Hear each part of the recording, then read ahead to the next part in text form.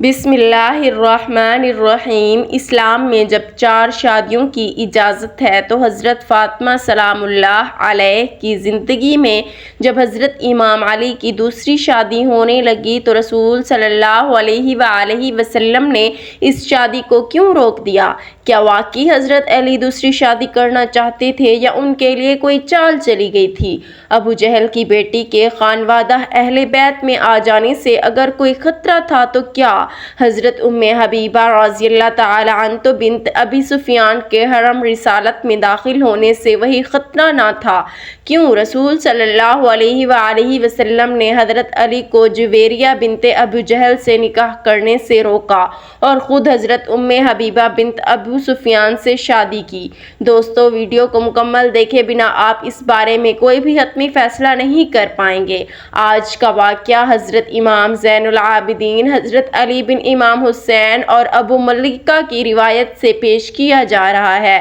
جسے انہوں نے مسعور بن مخرمہ سے روایت کیا ہے۔ اس کے علاوہ عبداللہ نے بھی اس اہم واقعے کو روایت کیا ہے، جبکہ امام بخاری نے احکام و مسائل جلد اول صفحہ نمبر 314 الحدیث 5230، امام مسلم نے کتاب فضائل الصحابہ الحدیث 2449، ابو داؤد نے کتاب النکاح میں، ابن ماجہ نے بھی کتاب النکاح میں، ترمذی میں کتاب المناقب میں اور حاکم میں کتاب معرفہ الصحابہ میں بہت سی سندوں سے اس واقعے کو روایت کیا گیا ہے۔ اس واقعے کی تفصیل کچھ اس طرح سے ہے۔ فتح مکہ کے فوراً بعد ابو جہل کا خاندان مسلمان ہو گیا، جس میں اس کی ایک خوبصورت کنواری بیٹی بھی تھی۔ کچھ صحابہ نے مل کر حضرت علی کو مشورہ دیا کہ آپ ابو جہل کی بیٹی جویریہ سے نکاح کر لیں۔ کچھ صحابہ نے نکاح کا پیغام جویریہ کے گھر بھیج دیا۔ ابو جہل چونکہ غزوہ بدر ہی میں جہنم واصل ہو چکا تھا، اب اس کی 14 سالہ بیٹی کی کفالت ابو جہل کے 2 بھائیوں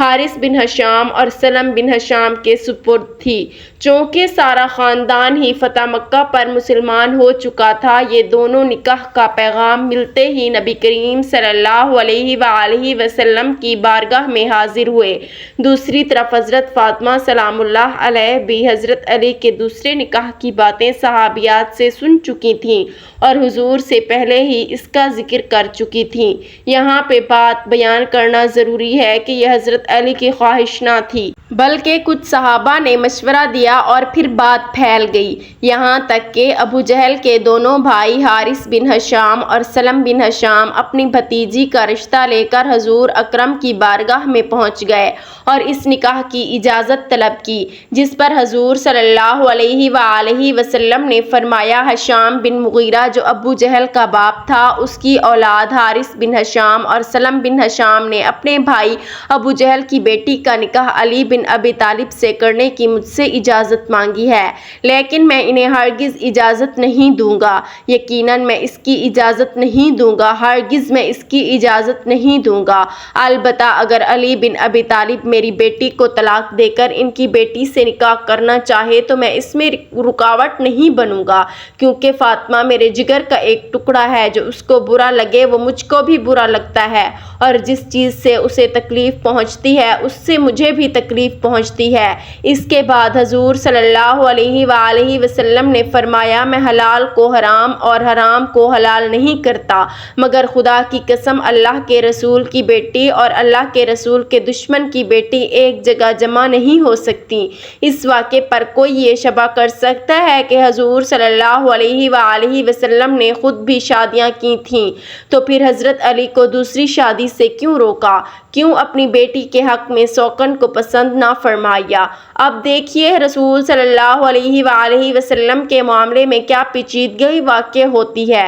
شرعاً آپ صلی اللہ علیہ وآلہ وسلم کی بیٹی پر بھی سوکن لانا آپ صلی اللہ علیہ وآلہ وسلم کے داماد کے لیے حلال تھا۔ اسی وجہ سے حضور صلی اللہ علیہ وآلہ وسلم نے بھی یہ نہیں فرمایا کہ ان کے لیے یہ فعل حرام ہے، بلکہ آپ صلی اللہ علیہ وآلہ وسلم نے خود تصریح فرمائی کہ میں حلال کو حرام نہیں کرتا، لیکن یہاں حضور صلی اللہ علیہ وآلہ وسلم کی ایک ہی شخصیت میں دو مختلف حیثیتیں جمع تھیں۔ ایک حیثیت میں آپ صلی اللہ علیہ وآلہ وسلم انسان تھے اور فطرتاً یہ ممکن نہ تھا کہ آپ صلی اللہ علیہ وآلہ وسلم کی صاحبزادی کے گھر میں سوکن آنے سے تلخی پیدا ہو، اس کا تھوڑا یا بہت اثر آپ صلی اللہ علیہ وآلہ وسلم کی طبیعت پر نہ پڑے۔ دوسری حیثیت میں آپ صلی اللہ علیہ وآلہ وسلم اللہ کے رسول تھے اور رسول کی حیثیت سے آپ صلی اللہ علیہ وآلہ وسلم کا یہ مقام تھا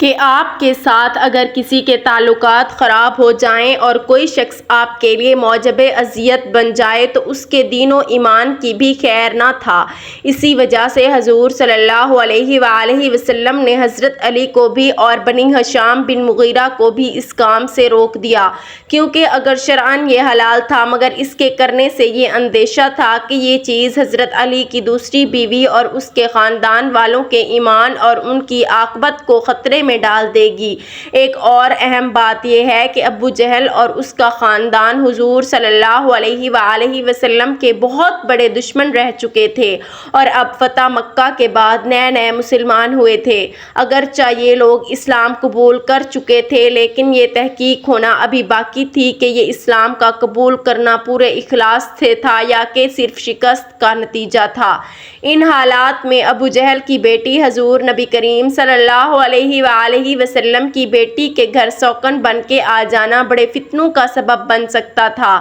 اسی لیے حضور صلی اللہ علیہ وآلہ وسلم نے ارشاد فرمایا کہ میری بیٹی اور میرے دشمن کی بیٹی ایک گھر میں جمع نہیں ہو سکتی۔ نیز آپ صلی اللہ علیہ وآلہ وسلم نے یہ بھی فرمایا کہ اگر ایسا ہو جائے تو بہت سے لوگ فتنوں کا شکار ہو جائیں گے۔ اب لوگ یہ سوال کرتے ہیں کہ ابو جہل کے خاندان سے کہیں زیادہ نبی پاک صلی اللہ علیہ وآلہ وسلم کا دشمن تو ابو سفیان کا گھرانہ تھا، تو پھر اگر ابو جہل کی بیٹی خانوادہ رسالت میں شامل نہیں ہو سکتی تو پھر حضور صلی اللہ علیہ وآلہ وسلم نے ابو سفیان کی بیٹی حضرت ام حبیبہ سے نکاح کر کے انہیں کیوں ازواج مطہرات میں شامل کیا؟ یاد رہے کہ ابو جہل کی بیٹی اور اس کا سارا خاندان مکہ فتح ہونے پر مسلمان ہوا، جن کا امتحان ابھی باقی تھا، جبکہ ابو سفیان کی بیٹی حضرت ام حبیبہ جن سے حضور صلی اللہ علیہ وآلہ وسلم نے نکاح فرمایا تھا وہ بہت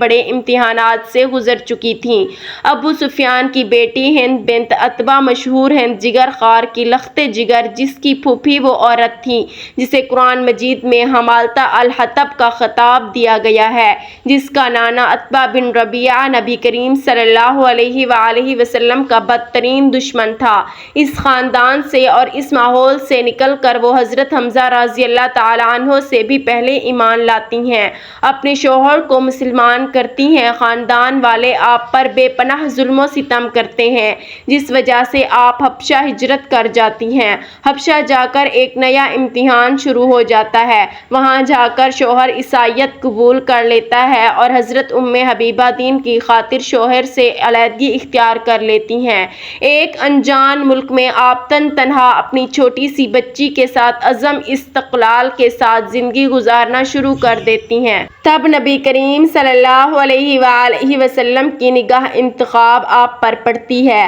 اور آپ حبش میں ہی ان کو نکاح کا پیغام بھیجتے ہیں۔ غزوہ خیبر کے بعد وہ حبش سے واپس آ کر حرم نبوی میں داخل ہوتی ہیں۔ اس کے تھوڑی ہی مدت بعد قریش صلح حدیبیہ کی خلاف ورزی کے مرتکب ہوتے ہیں اور ان کو اندیشہ ہوتا ہے کہ نبی کریم صلی اللہ علیہ وآلہ وسلم اب مکے پر چڑھائی کر دیں گے۔ اس موقع پر ابو سفیان صلح کی بات چیت کے لیے مدینے آتا ہے اور اس امید پر بیٹی کے ہاں پہنچتا ہے کہ اس کے ذریعے صلح کی شرائط طے کرنے میں سہولت ہوگی۔ برسوں کی جدائی کے بعد پہلی مرتبہ باپ سے بیٹی کو ملنے کا موقع ملتا ہے، مگر جب وہ رسول صلی اللہ علیہ وآلہ وسلم وسلم کے فرش پر بیٹھنے کا ارادہ کرتا ہے تو بیٹی فوراً یہ کہہ کر فرش سے اٹھا دیتی ہے کہ رسول صلی اللہ علیہ وآلہ وسلم کے فرش پر ایک دشمن اسلام نہیں بیٹھ سکتا۔ ناظرین محترم، ان تمام باتوں کے باوجود اگر کوئی شخص حضرت ام حبیبہ کا موازنہ ابو جہل کی بیٹی جویریہ سے کرے تو ہمارے خیال میں اس سے بحث کرنا فضول ہوگا۔